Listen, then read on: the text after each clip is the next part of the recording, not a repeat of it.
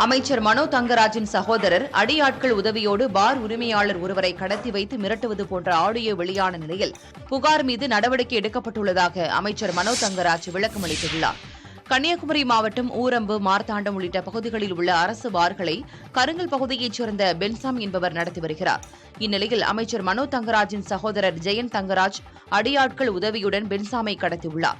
மேலும் ஜெனித் என்பவருக்கு தொலைபேசியில் அழைத்து பென்சாம் எவ்வளவு பணம் வாங்கினார் என்று கேட்கிறார். மேலும் பணம் வாங்கிய முத்தழகன் என்பவரையும் கடத்துவேன் என்று கூறுகிறார்.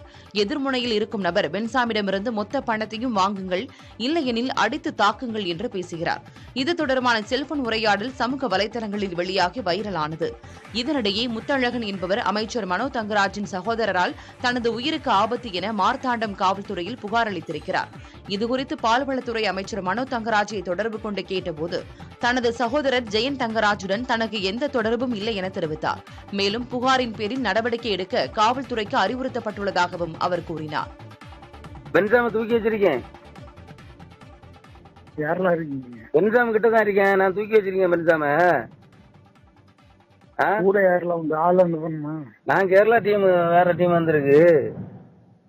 அவனை தூக்கி வச்சிருக்கேன். இப்ப இப்ப கொள்ளத்தில் வந்து இப்ப ஆள் வரும். இல்ல ஆளு கன்னியாகுமரியில இருக்கா, நீங்க சொல்லி தரணும். அதனால யாடு கேளுங்க, எவ்வளவு ரூபா கொடுத்தேன் என்னன்னு.